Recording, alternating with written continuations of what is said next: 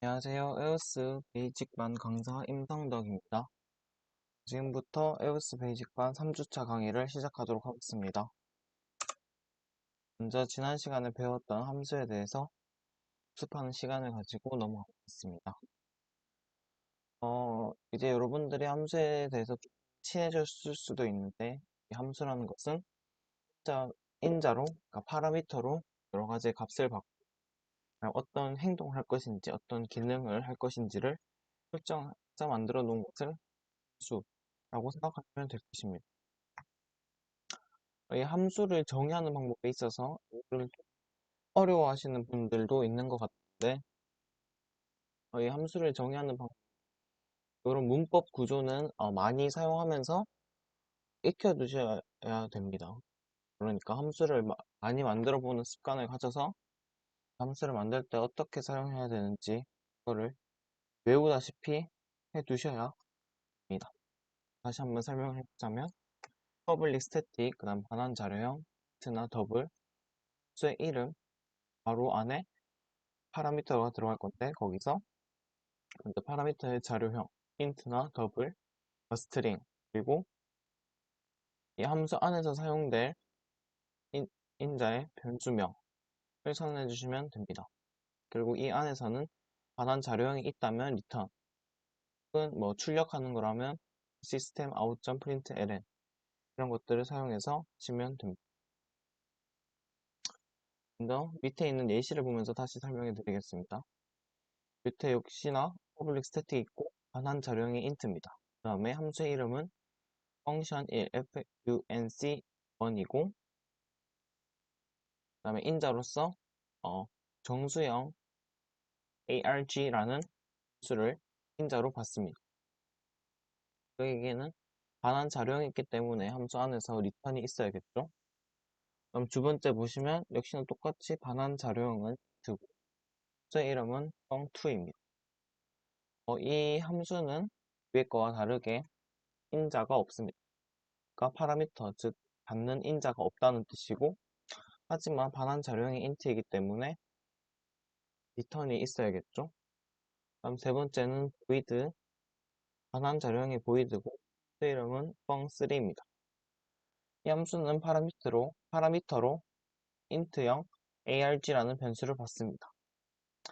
이 함수는 void이기 때문에 return을 할 필요는 없지만 괄호 안에 인자를 가지고 있는 것을 볼 수 있습니다.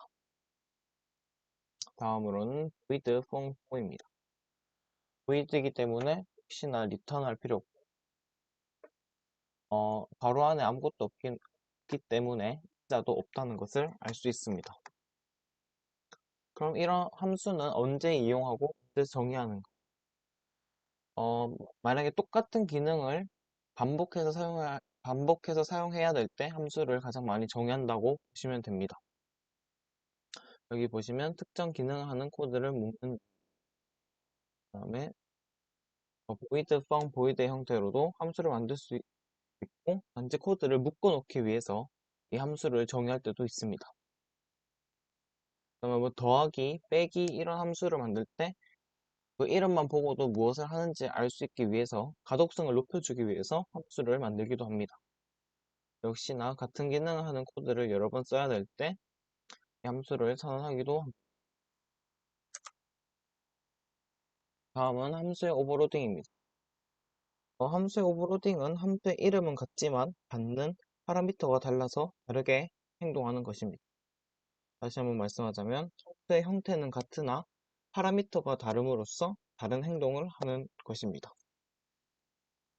여기 보시면 똑같이 반환 자료형은 int고 함수 이름은 fu이지만 받는 파라미터가 다르기 때문에 각각의 다른 함수로서 작동을 할 수 있는 것입니다. 하지만 밑에 보시면 반환 자료형이 int고 함수 이름은 fun2인데 그다음에 파라미터의 변수명은 다르지만 자료형이 같기 때문에 컴퓨터가 이 두 함수를 다른 함수로 인식하지 못합니다. 그러므로 이 두 함수는 공존할 수 없습니다. 또한 반환 자료형만 다른 이 세 번째 줄에도 보시면 반환 자료형이 더블로 다르고 파라미터의 자료형은 같기 때문에 이것 또한 공존할 수 없다고 생각하시면 됩니다. 그래서 오버로팅의 규칙에는 이름이 같은 함수라도 파라미터가 다르면 공존할 수 있다. 이렇게 알고 계시면 됩니다. 파라미터의 개수나 자료형이 달라야지 변수명은 중요하지 않습니다. 반환형만 다르다고 해서는 오버로딩이 되지 않습니다. 여기서 말씀했듯이 반환형이 int와 더블이기 때문에 반환형만 다르고서는 공존할 수 없습니다. 이거 프로그래밍을 하다 보시면 파라미터와 아규먼트라는 것을 많이 들어보실 텐데 이것을 간단하게 설명해 드리자면 함수에서 변수를 받을 때는 파라미터라고 하고 그 다음에 함수에 변수를 넣어줄 때는 아규먼트라고 합니다. 즉 함수를 선언할 때는 파라미터라고 하고 함수를 사용할 때는 아규먼트라고 한다 라고 생각하시면 됩니다. 프로딩 같은 경우에는 앞으로 저희가 뭐 소입설이나 뭐 창소프 이런 데 시험에서도 자주 나오기 때문에 한 번 더 짚고 넘어가자면 함수 오버로딩을 잘 구분할 수 있어야 돼요. 잘 구분하기 위해서는 컴파일러의 입장에서 생각해보자. 이게 키포인트가 될 것 같습니다. 자, 여기 아까와 같이 함수가 정의되어 있고 메인문에서 함수를 불러오는 과정을 합니다. 여기 보시면 뻥이라는 함수를 불러오는데 첫 번째 인자는 차형, 두 번째 인자는 인트형. 그러면 이 줄에 맞는 함수는 여기서 세 번째에 해당하는 함수가 불러올 것입니다. 그리고 펑5라는 형을 보시면 이라는 함수를 사용하는데 인자로 5를 넣겠다. 여기에 맞는 수는 이 네 번째 인자를 인트형으로 하나만 받는 이 펑이 불러올 것이라고 하실 수 있으실 겁니다. 하지만 이 오른쪽에 있는 걸 보면 펑2에 대해서 그리고 7을 인자로 받는 함수를 불렀다고 가정해 봅시다. 자, 이 문장을 위에 있는 세 개의 함수 중에서 어떤 함수가 불러와질 것인지 판단하기 어려울 것입니다. 왜냐하면 파라미터의 자료형이 모두 같기 때문에 이 세 함수 중에서 어떤 함수를 특정해서 불러올 수가 없습니다. 즉 메인문에 있는 호출문, 그러니까 함수를 사용하는 부분만 딱 봤을 때도 어떤 함수를 호출할 수 있는지 알 수 있으면 이게 오버로딩이라고 생각하시면 됩니다. 다시 메인문 안에서 함수를 불러오거나 불러오는 호출문만으로도 어떤 함수를 호출할 것인지를 알 수 있어야 합니다. 왼쪽과 오른쪽을 한 번 더 보시면서 정확하게 이해하고 넘어가시길 바랍니다. 다음은 지난 과제의 구구단입니다. 제가 두 가지 포문 그리고 위치문으로 해보라고 했는데 포문에서는 이중 포문을 이용해서 이 첫 번째 포문이 i가 1일 때 j는 1부터 9까지 다 돌고 다시 i는 2일 때 j는 1부터 9까지 다시 도는 그렇게 생각하시면 아마도 과제를 쉽게 하실 수 있으셨다고 생각합니다. 그리고 이 while문에서도 역시나 이중 while문을 이용해서 i가 1일 때 j가 돌고 그다음 i가 2일 때 j가 또 돌아주면서 구단을 만들 수 있습니다. 여기서 int j는 1이라고 다시 초기화를 해주어야지 j가 1부터 9까지 가는 구구단을 만들 수 있기 때문에 있습니다. 그러므로 이 j를 다시 1로 정의하는 초기화해주는 과정이 꼭 필요하다고 볼 수 있습니다. 다음 두 번째 과제는 주차 요금 합계 완제였습니다.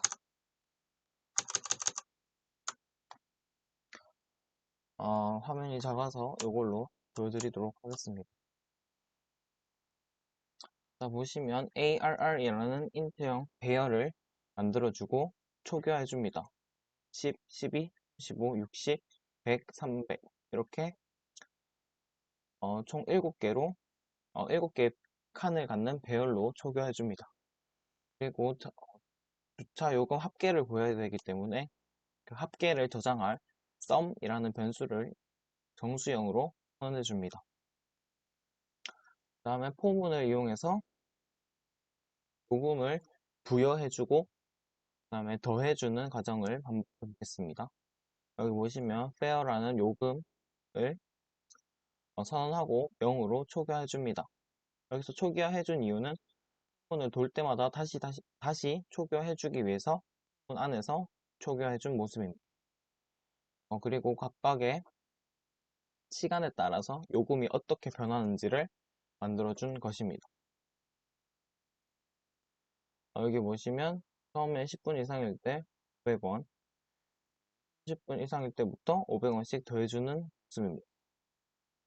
여기 보시면 템프라는 임시 변수를 만들어서 10분이 초과될 때마다 새로운 템프에 저장해서 이 템프가 1보다 크다면 계속해서 500원을 더해주는 과정을 했다고 보시면 됩니다. 그리고 이 부문에서 페어가 10,000원이 넘어가면 페어는 무조건 10,000원이 되게 설정해 놨습니다. 이 문장은 사실 필요한 건 아닌데 제가 요금이 각각 얼마인지 확인할 수 있도록 이걸 넣어 놓은 것입니다. 그래서 파일을 해보면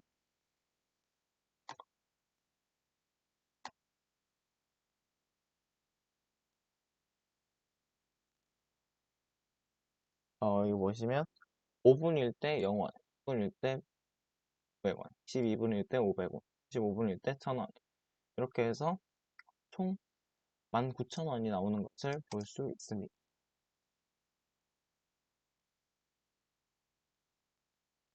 이 코드를 보면서 한 번 더 포문 그리고 if 부분에 대해서 한 번 더 생각해 보시고 공부해 보셨으면 좋겠습니다.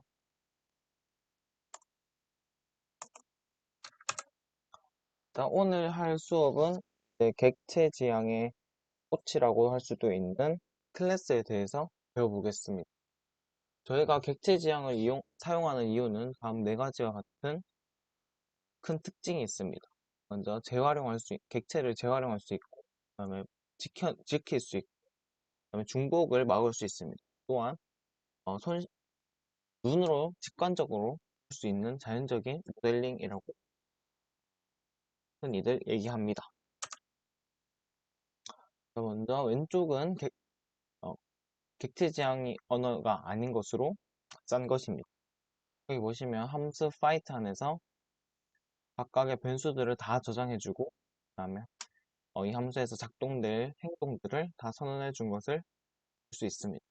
하지만 객체 지향에서는 클래스를 이용해서 변수들을 선언하고 여기다 저장해 둘 수 있으며 따로 함수를 불러옴으로써 좀 더 쉽고 그 다음에 눈에 띄게 이 함수가 뭘 하는지를 나타낼 수 있습니다. 왼쪽 파이트 함수와 오른쪽 파이트 함수를 봤을 때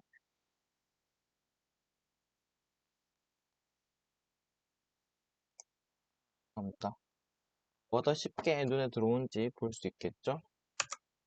자, 그래서 오늘의 주제는 클래스입니다. 이 클래스를 바라보는 관점에는 세 가지가 있습니다. 첫 번째, 변수와 함수를 모아둔 집합체이며 두 번째, 객체를 만들기 위한 설계도입니다. 그럼 세 번째, 사용자 정의 자료형을 만들 수 있습니다. 이번 시간을 통해서 여러분들은 클래스 타입의 자료형을 배우실 수 있으실 겁니다. 다시 한번 클래스 타입의 자료형입니다. 자, 여기 보시면 학생은 학번, 이름, 성별, 전공, 과목을 가지고 수강하는 행동을 할 수 있습니다. 그럼 이 학생을 클래스로 표현하자면 클래스 스튜던트라는 클래스를 만들고 안에 변수들을 선언해 준 것입니다. 여기서는 private라는 것을 사용하고 그 다음에 자료형, 그 다음 변수명 이렇게 해서 변수들을 만들어 준 걸 볼 수 있습니다. 그 다음에 수강하다는 행동을 나타내기 위해서 이 클래스 안에서 take course라는 메소드를 만든 것을 볼 수 있습니다. 이것을 보시면 이 클래스는 변수, 이 변수들과 함수, 메소드, 그 메소드를 모아둔 집합체를 하는 것을 알 수 있으실 겁니다. 다음으로 클래스는 객체를 만들기 위한 설계도입니다. 다시 한번 얘기하자면 클래스는 객체를 만들 수 있는 틀이자 설계도입니다. 그리고 그 객체는 앞에서 계속 얘기했던 객체는 사물, 생물, 무형의 어떤 것 등 뭐든지 될 수 있고 뭐든지 변수에 대입할 수 있고 클래스에 의해서 만들어집니다.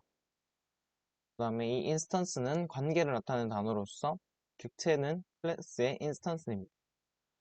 이 인스턴스는 쉽게 얘기하면 변수라고 생각하시면 쉬울 것입니다. 자, 이 오른쪽 그림을 이해하는 게 제일 좋겠지만 특히 지금 처음 클래스를 배우면서 이걸 이해하기가 어렵거든요. 나중에 창소프 때 C++을 배우게 되면서 클래스에 대해서 좀 더 이해하실 수 있으실 겁니다. 하지만 이번 시간에도 최선을 다해서 꼭 이해해 보시기 바랍니다. 이 클래스 하나만을 이해함으로써 프로그래밍을 엄청 간단하게 할 수 있으며 배워가는 것도 많을 거거든요. 자, 보시면 클래스는 객체를 만들기 위한 틀입니다. 즉, 쉽게 설명하자면 붕어빵 틀이 되고 여기서 인스턴스라는 작업을 통해서 붕어빵을 만들어냅니다. 그럼 이 각각의 붕어빵들은 객체가 되는 것입니다. 이 설명이 솔직히 저는 1학년 때 들었을 때 엄청 어려웠거든요. 하지만 지금 C++도 해보고 그다음에 자바도 공부하면서 좀 더 이해할 수 있었는데 어, 여러분은 꼭 이 수업을 통해서 이 클래스이고 클래스가 틀, 이 붕어빵을 만들어 찍어내는 과정 이런 걸 꼭 이해하셨으면 좋겠습니다. 자, 다시 한번 설명하자면 클래스는 틀입니다. 그 다음에 인스턴스라는 과정을 통해서 객체를 만들어내는데 이 객체는 틀에 맞게 만들어진 붕어빵이라고 생각하시면 될 것입니다. 다음은 사용자 정의 자료형을 만들 수 있습니다. 여기 보시면 int 타입의 넘버 변수를 선언하고 1이라고 초기화해 준 것을 볼 수 있습니다. 밑에 줄을 보면 student 타입의 변수명 student를 선언하고 student 객체를 대입한 걸 볼 수 있습니다. 여기 보시면 new라는 키워드는 객체를 살려낼 수 있다고 보시면 됩니다. 객체를 사용할 수 있도록 주는 거라고 보시면 됩니다. 이게 사실은 메모리의 공간을 할당받아서 참조하는 과정이라고 보시면 됩니다. 클래스에 구현된 실체를 인스턴스라 부르고 이 인스턴스를 가리키는 변수를 참조 변수라고 합니다. 그러니까 이 인스턴스라는 과정을 통해서 변수를 만들어낸다고 보시면 될 것입니다. 즉, 이 스튜던트도 int와 같은 하나의 자료형으로 사용할 수 있다는 것입니다. 자, 이제 본격적으로 객체를 만드는 것을 설명드리겠습니다. 아까 객체를 만들 때 new라는 키워드를 이용한다고 했죠. 저희가 new라는 걸 또 언제 사용했는지 지금 생각나시는 분들도 있겠지만 저희가 입력받는 과정을 할 때 스캐너, sc는 new scanner system.in 이라는 과정을 통해서 입력받을 수 있는 변수를 만들었습니다. 그 과정에서도 그 new가 똑같은 객체를 만드는 것. 즉, 스캐너는 하나의 클래스고 그것을 활성화시키기 위해서 new라는 것을 사용해 준 것입니다. 다시, 스캐너는 하나의 클래스고 그것을 사용하기 위해서 new라는 키워드를 사용하게 된 것입니다. 자, 왼쪽에 보시면 잠시만요.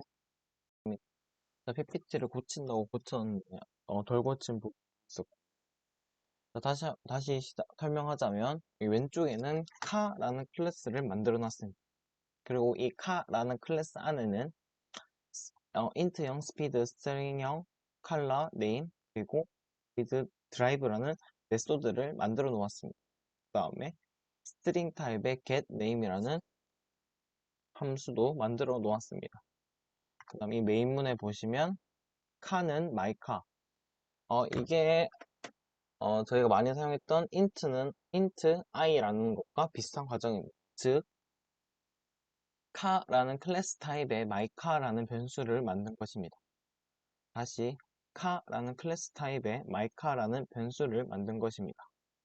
그 다음에 mycar의 new라는 메소드를 이용해서 객체를 생성해 준 것이죠. 다시 mycar라는 변수의 new라는 메소드를 이용해서 객체를 생성해 준 것이죠. 그럼 이 mycar를 이용해서 클래스에 접근할 수 있습니다. 그러면 카 안에 있는 name이라는 변수에 접근하기 위해서 mycar.name은 그러면 이 카에 있는 name이라는 변수에 가 저장된 것입니다. 그 다음에 이 카 클래스 안에 있는 메소드를 불러오기 위해서는 mycar.getName 이라고 해주시면 됩니다. 이 오른쪽에 있는 메인문을 다시 설명해 보겠습니다.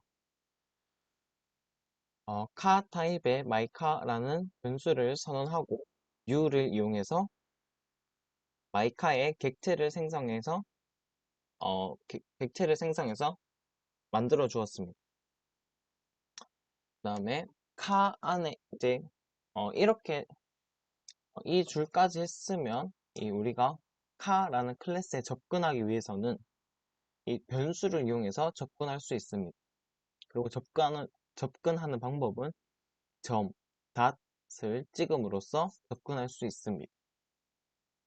그래서 변수에 접근하기 위해서 mycar.name 이라고 해주면 이 카 클래스에 있는 name에 접근할 수 있는 것이고 카 클래스 안에 있는 함수를 이용하기 위해서는 mycar.getName 이렇게 해주시면 됩니다. 이 점을 이용해서 접근할 수 있으며 클래스에 접근하기 위해서는 클래스 타입으로 선언한 변수를 이용해야 된다. 이 두 가지를 꼭 기억해 주시기 바랍니다. 다시 클래스에 접근하기 위해서는 클래스 타입의 변수를 이용해야 되며 클래스에 있는 변수나 메소드를 사용하기 위해서는 클래스 타입으로 선언한 변수 혹은 메소드로 접근할 수 있다. 이렇게 생각해 두시기 바랍니다. 다음은 클래스의 특징 중에 하나인 생성자입니다. 이 생성자 같은 경우에는 클래스와 이름을 똑같이 가집니다. 즉 여기 보시면 카, 가로, 그 다음에 중가로 이렇게 해놓은 것입니다. 이것이 바로 생성자입니다. 이 생성자가 파라미터로 아무것도 받지 않는 것을 기본 생성자라고 합니다. 여기 이 생성자는 자동적으로 추가되며 변수들이 초기화되지 않는 객체를 만들어 줍니다. 이 생성자가 언제 발동되냐? 우리가 객체를 생성할 때 new라는 것을 사용했지 않습니까? 이 new를 이용해서 생성자를 불러온다고 생각하시면 됩니다. 자, 여기 보시면 mycar라고 해서 mycar라는 클래스형 타입의 변수를 선언해주고 이 mycar에다가 new를 이용해서 객체를 생성해 주었습니다. 그럼 이 new라는 과정을 할 때 이 생성자가 발동된다는 뜻입니다.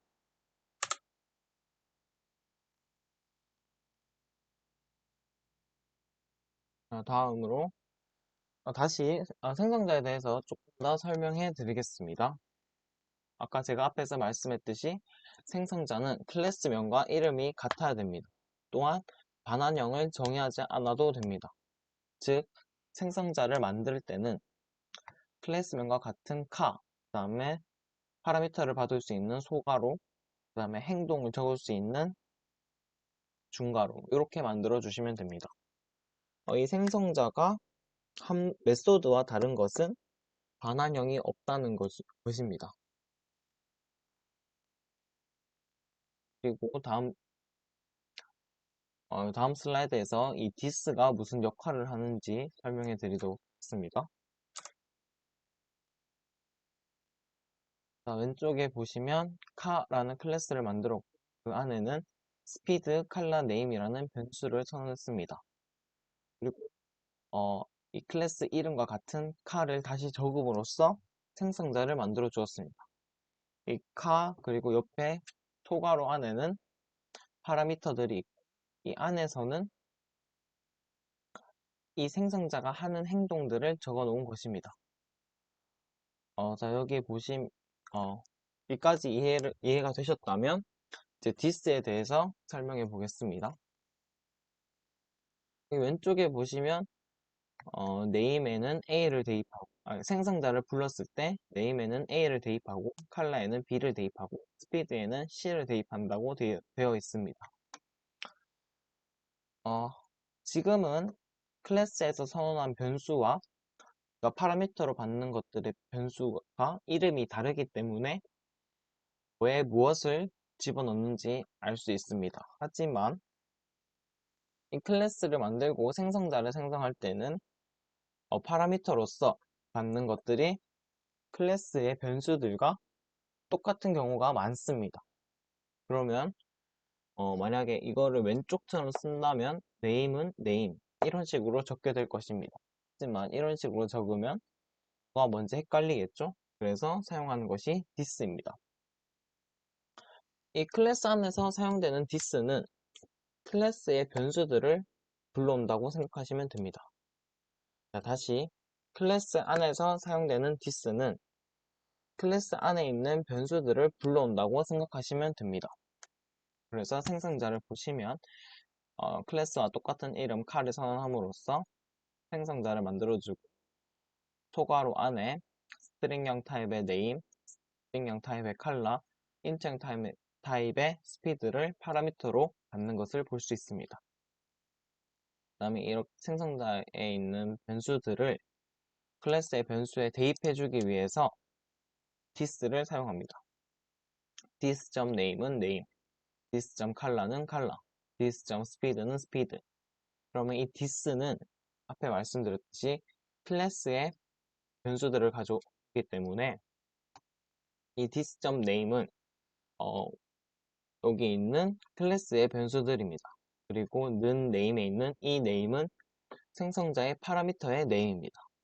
다시 this는 클래스 안에 있는 변수들을 불러오기 때문에 이 this.name은 클래스 안에 있는 name이라는 변수를 불러온 것이고 는 name은 생성자의 파라미터에 있는 name입니다. 그러면 이 함수는 이제 클래스 안에 있는 변수들을 초기화해 주는데 그 초기화를 생성자의 파라미터들로 해준다. 이렇게 보시면 되겠죠. 자, 다시 한번 얘기하자면 이 생성자는 클래스 안에 있는 변수들을 초기화하는데 생성자의 파라미터들로 초기화해준다. 이렇게 생각하시면 되겠죠.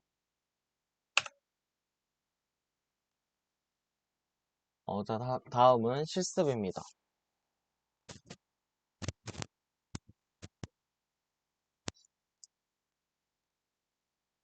제가 사실 이거 실습을 다 짜놓긴 했는데 이거를 지금 같이 실시간으로 했으면 제가 기다려주면서 같이 할 수 있는데 녹화라서 그게 좀 어려울 것 같아요. 그래서 이 실습을 멘토링 시간에 스스로 해보시고 모르는 것들이 있으면 멘토님들에게 질문하면서 꼭 하셨으면 좋겠습니다. 이거는 제가 멘토님들한테 물어봐서 다 확인할 거니까 꼭 하셨으면 좋겠습니다.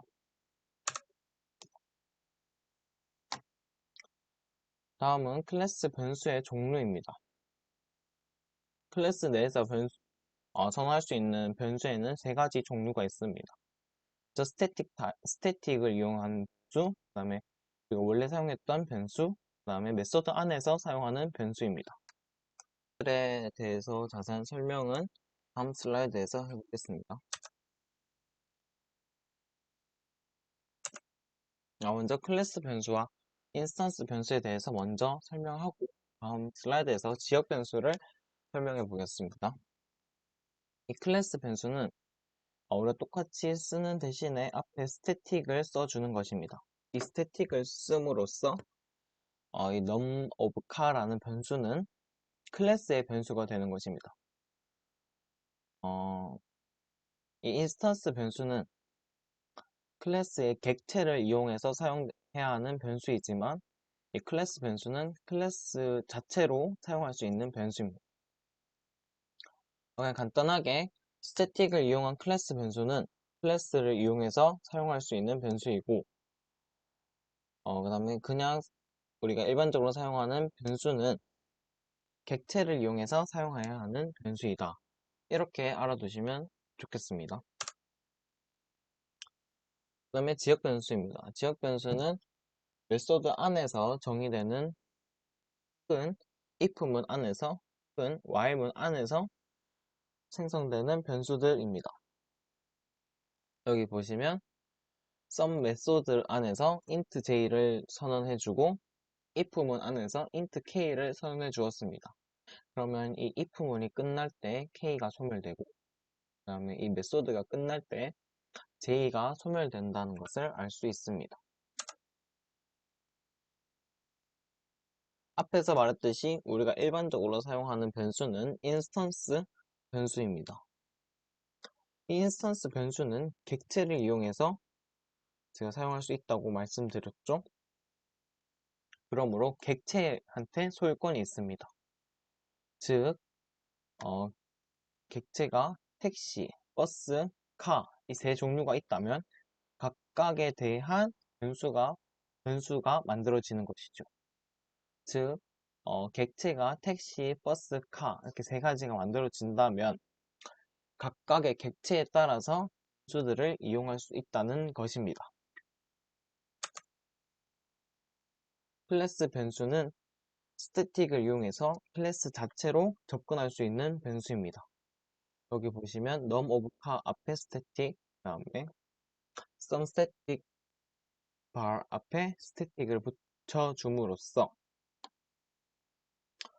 여기서 car.num of car를 이용해서 클래스 변수에 접근할 수 있는 것입니다.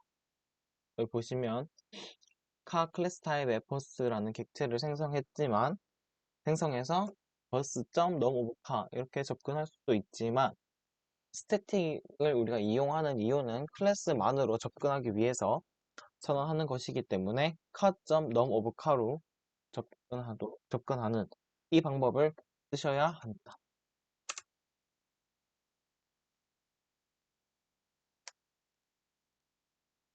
그래서 스태틱을 이용해서 클래스 변수를 만들 수 있다고 설명해 드렸습니다. 이 스태틱은 메소드를 선언할 때도 사용할 수 있습니다. 그리고 이 스태틱 메소드 안에서는 클래스 변수만을 이용할 수 있습니다. 즉 왼쪽에 보시면 int a와 static int b가 있습니다. 그러면 int a는 인스턴스 변수, static int b는 클래스 변수입니다. 그리고 뻥이라는 함수를 만들어 주는데 static을 선언해 주었습니다. 그러면 이 뻥이라는 함수 안에서는 클래스 변수만을 이용할 수 있습니다. 이 안에서 인스턴스 변수인 a를 사용하게 되면 에러가 발생하고 클래스 변수인 b만을 사용할 수 있습니다. 그리고 이 펑은 클래스명으로 호출할 수도 있으며 객체명으로도 호출할 수 있습니다. 첫 번째 과제입니다. 첫 번째 과제는 디벨로퍼라는 클래스를 만드는 과제라고 생각하시면 됩니다. 여기 중간에 보시면 클래스가 어떤 것들을 해야 되는지가 적혀 있고 클래스 안에서 어떤 변수들이 있어야 되는지를 알 수 있습니다.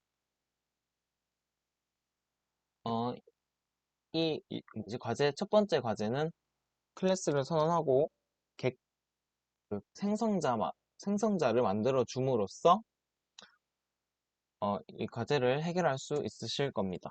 안에서 다른 메소드를 구현하지 않아도 생성자만을 이용해서 이 과제를 해결하실 수 있으실 겁니다.